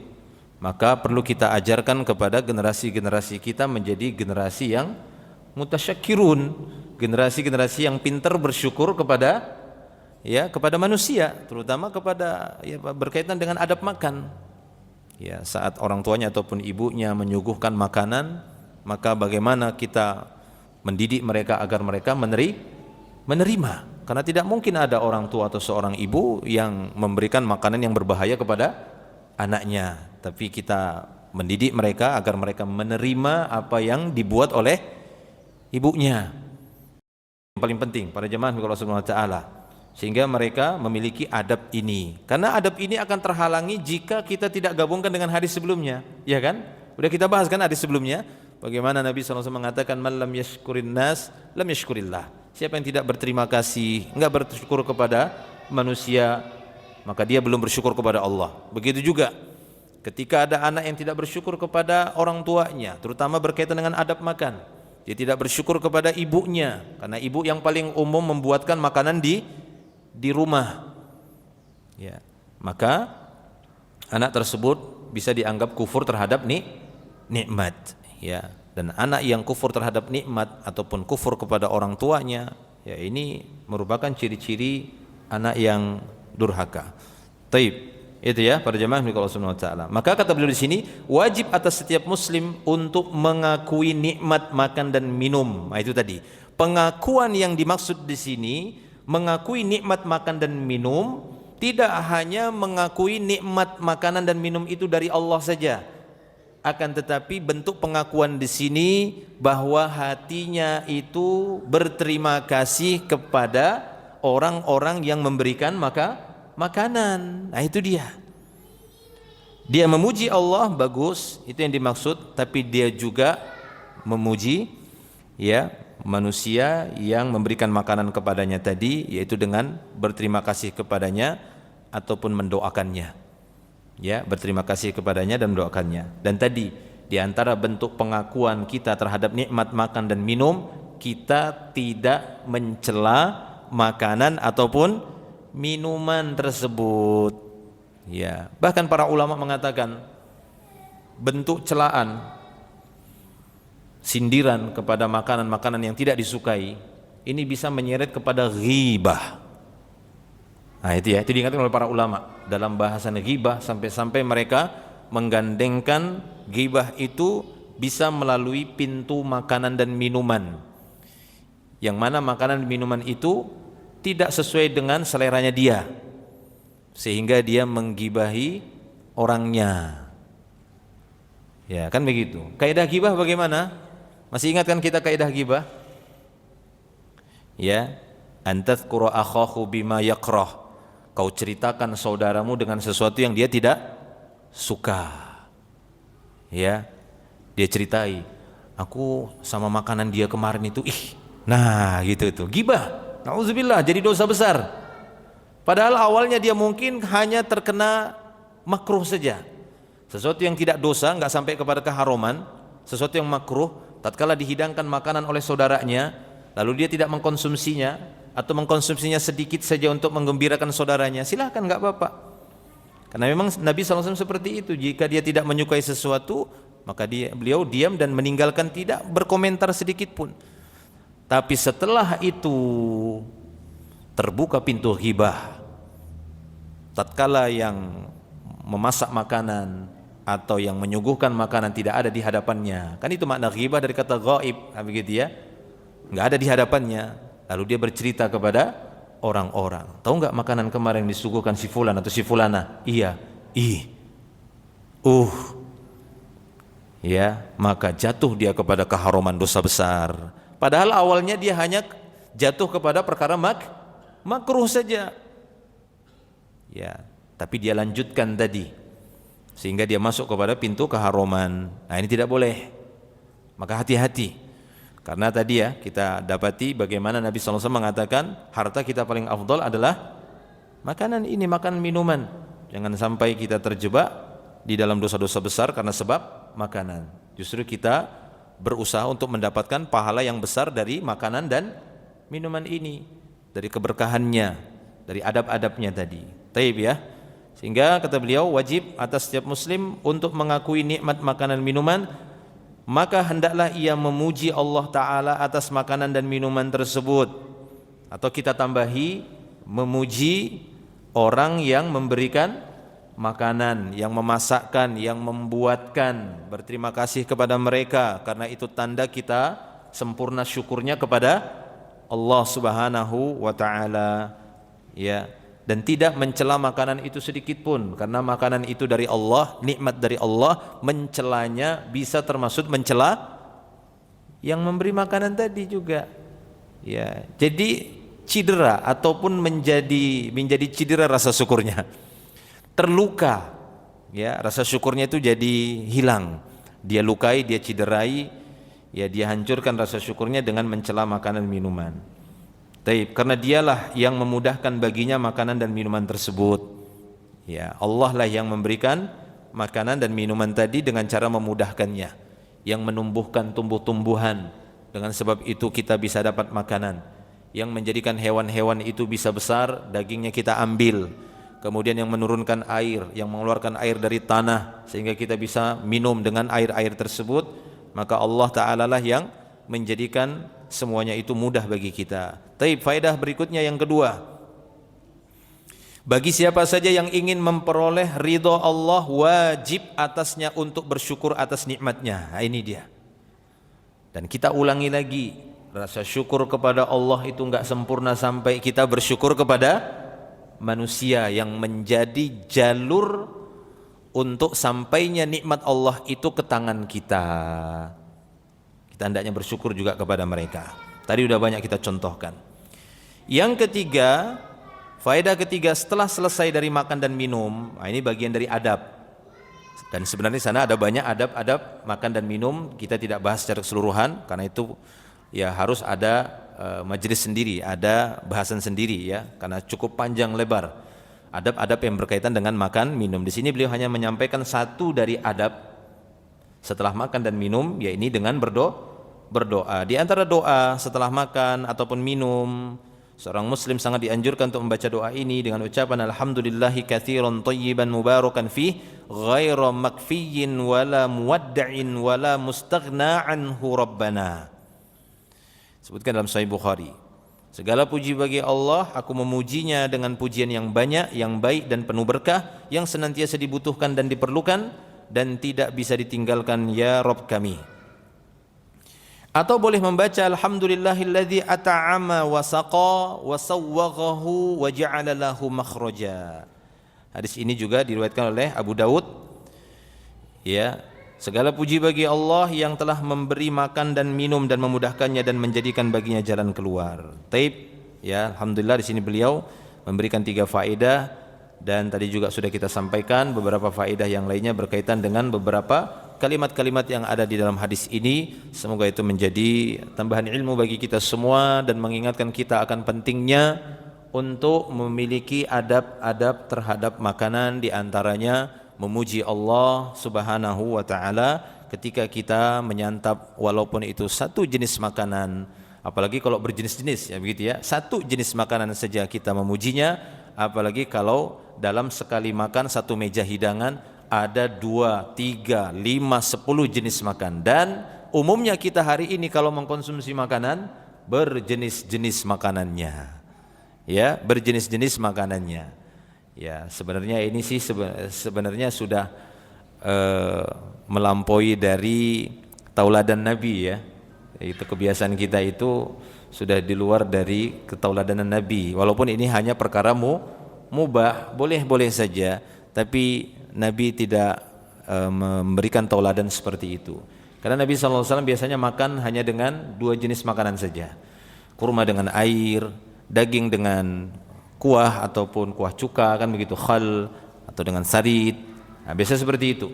Ya, jarang Nabi SAW dalam satu hidangan kemudian sampai lebih dari 2 jenis makanan, 3, 4, 5. Ya, bahkan yang pernah kita sampaikan juga dalam sehari kebiasaan Nabi dan keluarganya ataupun kebiasaan para sahabat itu hanya 2 kali saja dalam sehari mereka makan. Ya, mereka tidak terbiasa makan lebih dari itu.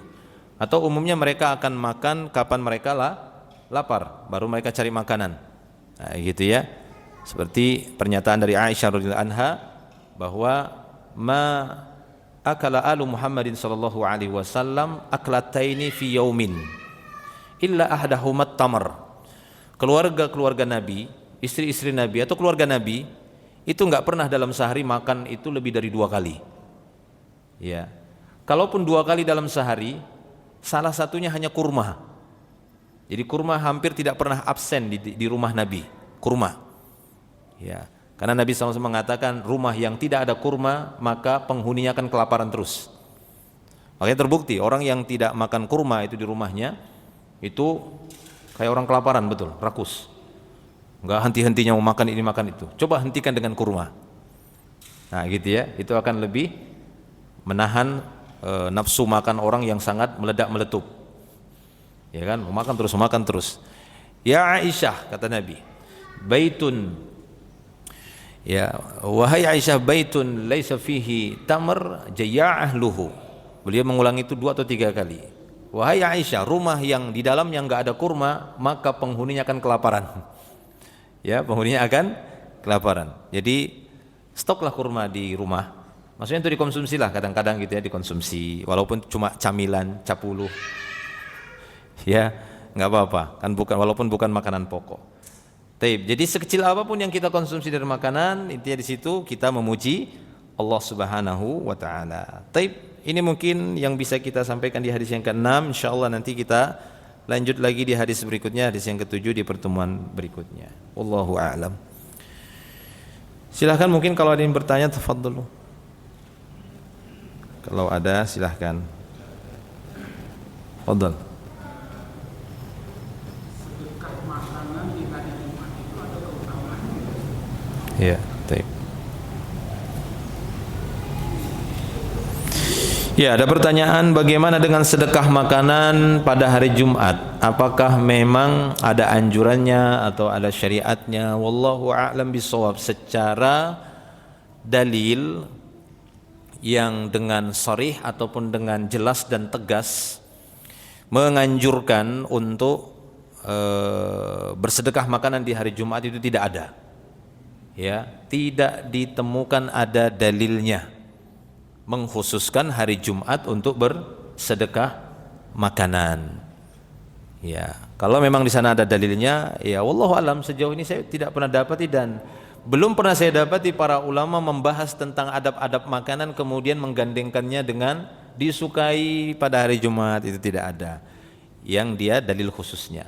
Tapi kalau mau diambil dia mubahnya, hukum bolehnya, maka bersedekah itu di hari apapun silahkan. Ya, mungkin dia ingin mendapatkan keutamaan banyaknya atau mudahnya mengumpulkan orang, kan enggak mudah ya mengumpulkan orang. Hanya saja dia ingin memanfaatkan momennya saja. Ya, secara keyakinan dia yakin pahalanya sama seperti bersedekah hari Kamis, hari Rabu, sama saja dia rasa, maka aman, enggak ada masalah. Yang menjadi masalah itu kalau dia hatinya meyakini ada yang lebih utama di hari itu dibandingkan hari Sabtu Ahad, maka ini sebuah keyakinan menyimpang namanya. Tapi kalau keyakinannya tetap bertahan bahwa bersedekah makanan mau di Kamis, mau di Rabu, mau di Senin, mau di Ahad sama pahalanya, cuma khusus hari Jumat lebih enak mengumpulkan manusianya. Nah, gitu ya, lebih enak. Nah, begitu. Berkumpul lebih banyak orang. Gitu. Kenapa? Karena memang hari Jumat itu adalah hari raya. Kan memang itu hari raya. Ya, gitu. Hari rayanya umat Islam pekanan itu hari Jumat. Taib ya, seperti itu. Jadi secara dalil tidak ada. Tapi kalau dia memanfaatkan saja sehingga dia bisa mendapatkan lebih banyak orang, ini silahkan, kan begitu. Karena beda orang yang berkumpul di waktu zuhur, kan patokannya kan Jumat itu waktu zuhurnya dilakukan sholat Jumat, lebih banyak orang dibandingkan sholat zuhur biasa, ya kan begitu ya, lebih banyak. Ya, nah maka di sana ada sebagian ahlul ilmi juga memandangnya itu begini ya. Memang secara dalil tidak ada, tapi yang saya pahami memanfaatkan momennya, harinya, karena itu hari raya. Ya, tapi tadi secara dalil itu tidak ada mengkhususkan. Cuma hari Jumat itu dilihat itu adalah Id, hari raya. Sebagaimana Nabi SAW mengatakan, idza ijtama'a aidani, jika berkumpul dua Id dalam satu waktu, ya, maka boleh bagi seorang untuk tidak sholat Jumat di hari Jumat itu. Maksudnya ketemunya Idul Fitri, Idul Adha di hari Jumat. Jika dia sudah sholat Id di waktu duha di pagi hari, maka boleh dia tidak sholat Jumat, tapi tidak menggugurkan zuhurnya. Karena apabila seorang mendapatkan uzur tidak sholat Jumat, maka dia harus mengerjakan zuhur.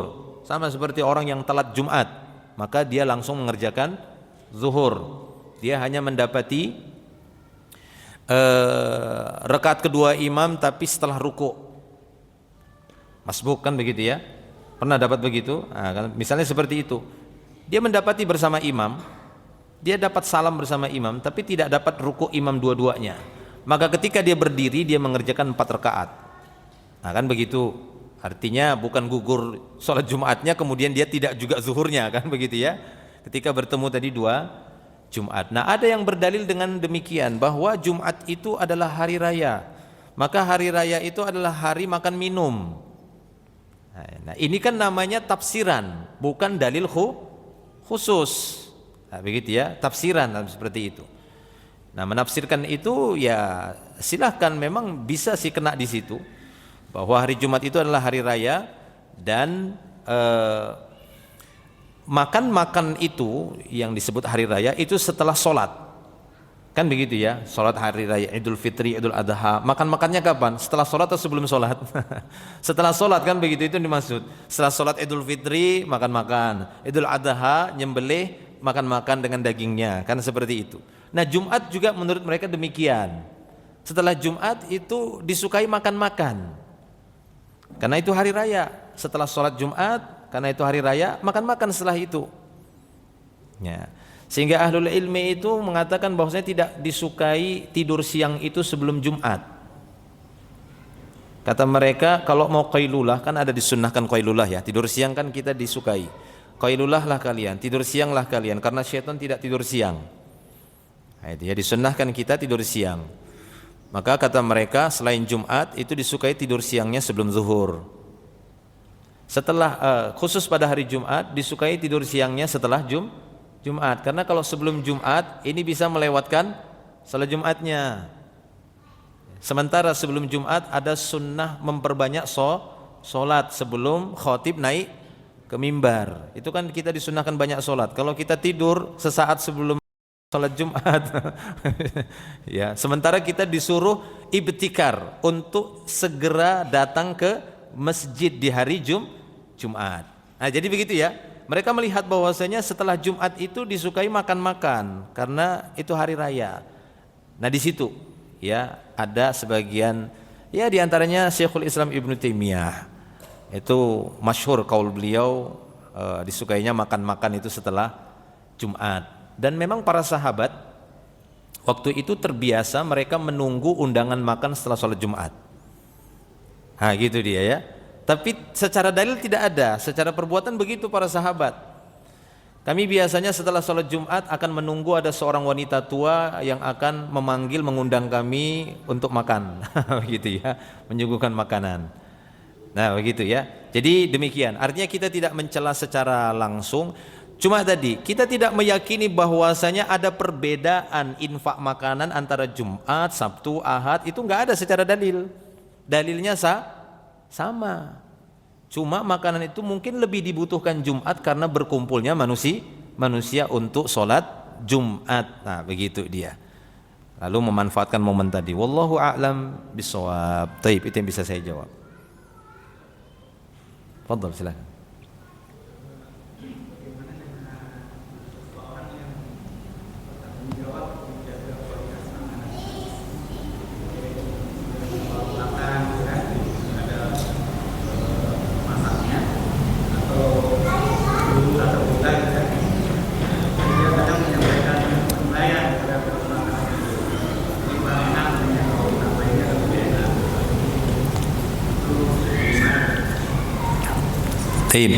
Bagaimana dengan pengawas makanan, ya, kemudian guru ataupun pelatih juru masak, begitu ya.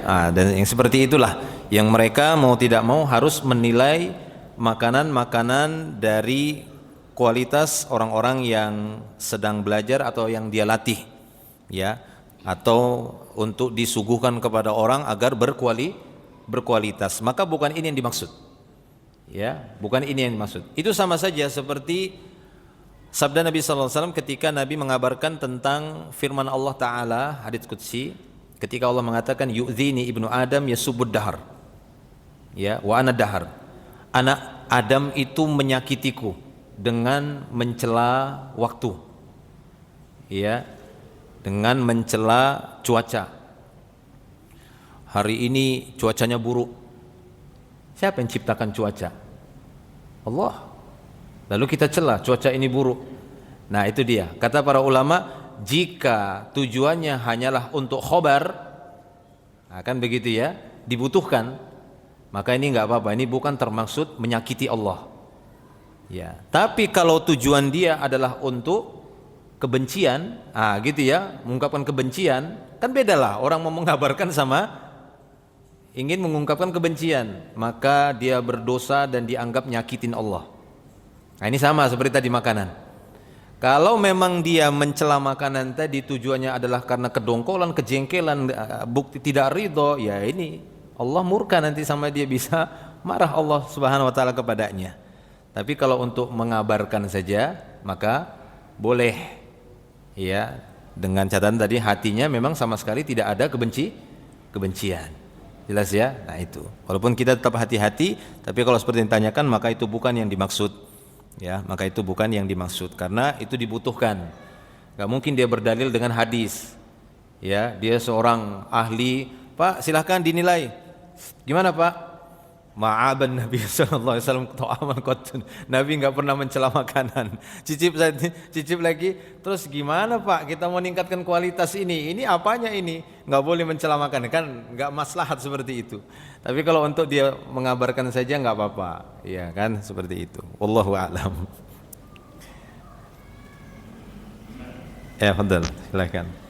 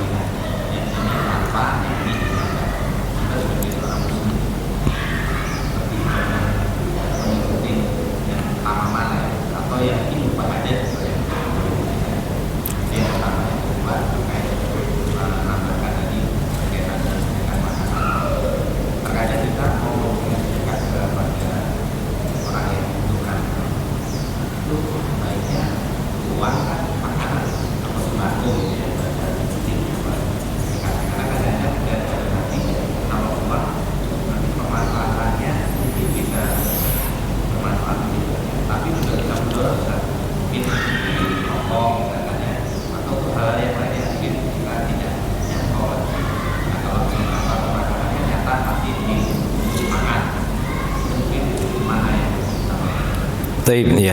Ada dua pertanyaan. Yang pertama berkaitan dengan adab walimah. Ini mana yang lebih utama? Ya, disampaikan rekening hadiah, bahasanya kan hadiah, atau disiapkan kotak-kotak amplop untuk yang ingin memberikan hadiah, atau tidak sama sekali. Ya jelas yang lebih afdal itu tidak membuka itu sama sekali ya. Tidak memberikan kotak ataupun mencantumkan nomor-nomor rekening, ya itu jelas lebih afdal. Walaupun nanti mungkin ada pandangan-pandangan maslahat, ya supaya acara tidak terlihat membingungkan karena unsur kebiasaan, kan itu ya, karena unsur kebiasaan. Walaupun jelas yang lebih afdal itu tidak sama sekali, karena memang seperti itu. Acara-acara di dalam Islam yang itu dianjurkan untuk makan-makan, maksudnya untuk menggratiskan kepada kaum muslimin, betul-betul memberi makan. Semisal walimah al-urs, ya, walimah karena sebab pernikahan. Ya, demikian juga walimah akikah. Bahkan sebagian ulama mengatakan kenapa akikah ketika bertepatan di Idul Adha enggak boleh dengan satu hewan, menurut mereka karena ilahnya beda.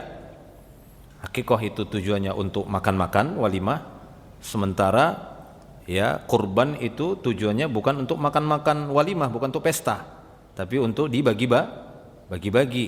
Nah itu ya, sehingga mereka mengatakan ilahnya akikah memang untuk makan-makan, ya ngasih makan orang lah maksudnya, ngasih makan orang. Nah seperti itu. Jadi itu yang kita dapati dalam Islam.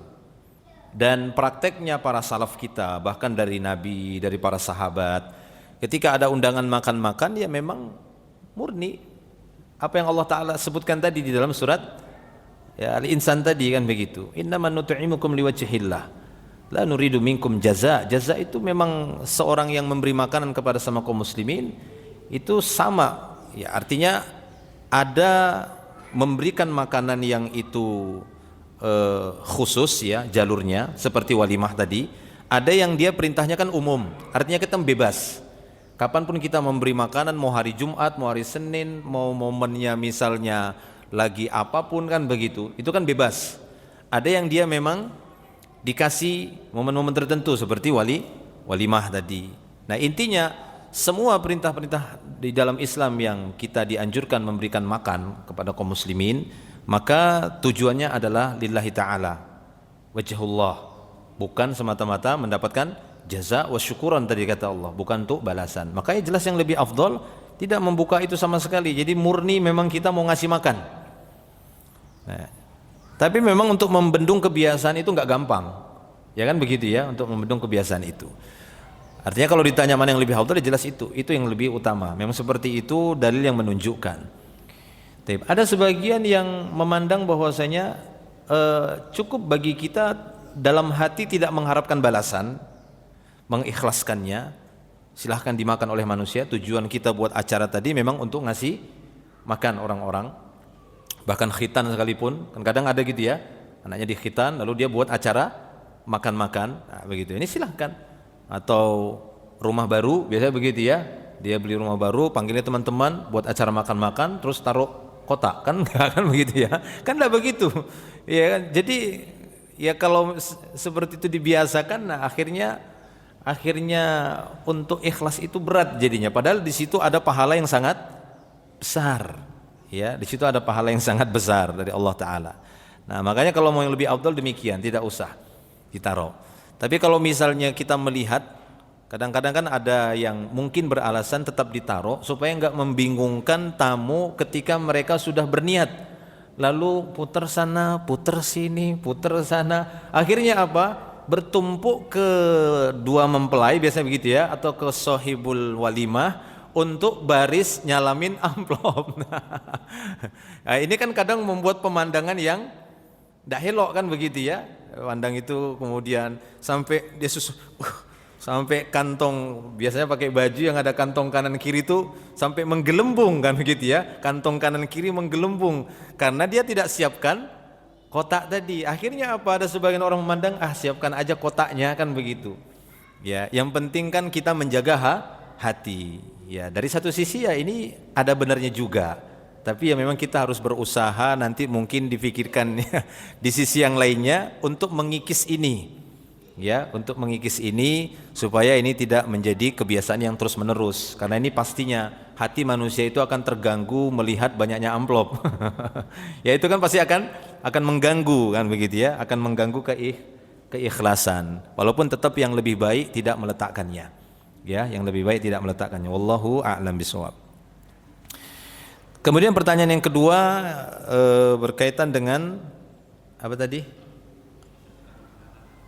Oh ya, ketika kita menginfakkan makanan, apakah langsung berbentuk makanan ataukah berbentuk umlah ya, alat tukar ya. Kalau zaman dulu ya dinar, dirham gitu ya.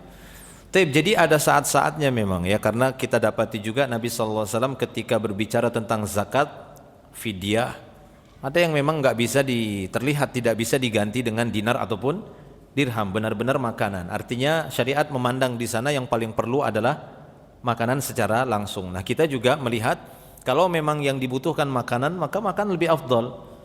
Nah gitu ya, makan lebih afdol. Apalagi tadi kita melihat celah-celah ketidakαμanahan dari orang yang diberi, tapi kita melihat juga dia membutuhkan itu. Ya, karena kan ada orang yang kurang bisa memanajemen uang misalnya, tapi kita ingin bantu kesusahan dia, karena yang dia butuhkan kan adalah makanan, gitu ya, bukan uang. Nah, maka untuk yang seperti ini ya dikasih makanan saja, karena kita tahu kalau dikasih uang orang ini kurang amanah kan begitu.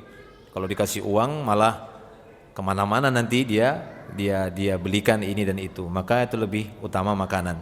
Tapi kalau kita melihat orang tersebut adalah orang yang amanah dan mampu memanajemen harta dengan baik, maka uang itu lebih baik kita berikan kepada dia, karena kita tahu dia orang yang mampu manajemen uang tadi untuk keperluan-keperluannya ya. Ana rasa seperti itu.